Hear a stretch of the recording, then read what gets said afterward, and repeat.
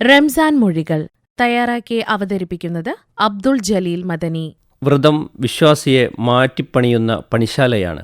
ഓരോ വ്രതവും വിശ്വാസിയുടെ ജീവിതത്തിൽ കഴിഞ്ഞുപോയ നാളുകളെ വിലയിരുത്തുവാനും വരാനിരിക്കുന്ന ജീവിതത്തെ ചിട്ടപ്പെടുത്തുവാനുമുള്ള ജീവിത പദ്ധതിയാണ്.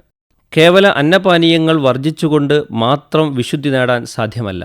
മതം നിഷ്കർഷിക്കുന്ന രീതിയിൽ വ്രതമനുഷ്ഠിച്ചാൽ കുറ്റമറ്റ രൂപത്തിൽ വ്യക്തിശുചിത്വം കൈവരിക്കാൻ സാധ്യമാകും. വ്രതത്തിലൂടെ സൂക്ഷ്മതാബോധം അഥവാ തഖ്വയുള്ളവരായി തീരുവാൻ സാധിച്ചാൽ മാത്രമേ വ്രതത്തിന്റെ ലക്ഷ്യം പൂർത്തിയാകുകയുള്ളൂ. തഖ്വ എന്നാൽ കേവല ആരാധനയിലെ സൂക്ഷ്മതാബോധം മാത്രമല്ല.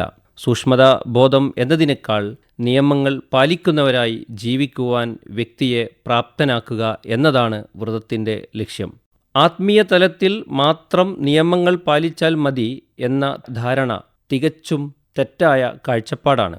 വ്യക്തിയുടെ ആരാധന അനുഷ്ഠാന കർമ്മങ്ങളിൽ മാത്രം സൂക്ഷ്മത മതിയോ? അതല്ല, അവൻ്റെ ജീവിതത്തിൻ്റെ സമസ്ത മേഖലകളിലും ഇത്തരത്തിലുള്ള സൂക്ഷ്മതാബോധം കൈവരിക്കേണ്ടതില്ലേ എന്ന ചിന്ത ഒരു മനുഷ്യനെ പൂർണ്ണ വ്യക്തിയാക്കുന്നതിലേക്ക് പര്യാപ്തനാക്കും.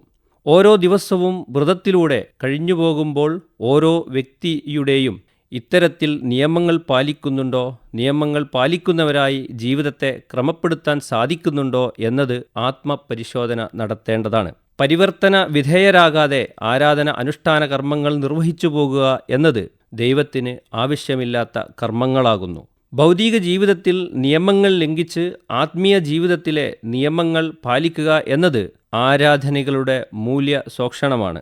അപ്പോൾ ജീവിക്കുന്ന പ്രതലത്തിലെ നിയമങ്ങൾ പാലിക്കുകയും നടപ്പാക്കുകയും ചെയ്യുവാൻ കടപ്പെട്ടവനാകുന്നു ഓരോ വിശ്വാസിയും. മാത്രവുമല്ല, അത് അവൻ നിർവഹിക്കുന്ന ആരാധനകളുടെ ചൈതന്യം കൂടിയാണ്. നാട്ടിൽ നടക്കുന്ന കുറ്റകൃത്യങ്ങൾ, നിയമലംഘനങ്ങൾ, പരിസ്ഥിതിയെ പോറലേൽപ്പിക്കൽ, മാലിന്യ നിർമ്മാർജ്ജന സംസ്കാരം പാലിക്കാതിരിക്കൽ, മനുഷ്യർക്കിടയിലെ സൗഹാർദ്ദ അന്തരീക്ഷം ഭംഗം വരുത്തൽ തുടങ്ങിയവയെല്ലാം വിശ്വാസികളിൽ നിന്ന് ഉണ്ടായിക്കൂടാ എന്നു മാത്രമല്ല, വിശ്വാസികൾ ഈ മേഖലകളിൽ മാതൃകാ വ്യക്തിത്വമായി സ്വയം മാറാനും മറ്റുള്ളവർക്ക് പ്രചോദനമാകുവാനും സാധ്യമാകേണ്ടതുണ്ട്. അതുകൊണ്ട് തന്നെ വ്രതം എന്നുള്ളത് കേവല അന്നപാനീയങ്ങൾ വർജിക്കൽ മാത്രമല്ല, മനുഷ്യത്വത്തിന് പോറലേൽക്കുന്ന എല്ലാ മേഖലകളിൽ നിന്നും പിന്തിരിഞ്ഞ് ശുദ്ധപ്രകൃതിയിലേക്ക് തിരിഞ്ഞു നടക്കൽ കൂടിയാണ്. ഇത്തരത്തിൽ മാറ്റത്തിൻ്റെ അനിവാര്യത മനസ്സിലാക്കി മുന്നേറ്റത്തിന് തയ്യാറാകുവാൻ വ്രതം വിശ്വാസിയെ മാറ്റിപ്പണിയേണ്ടതുണ്ട്.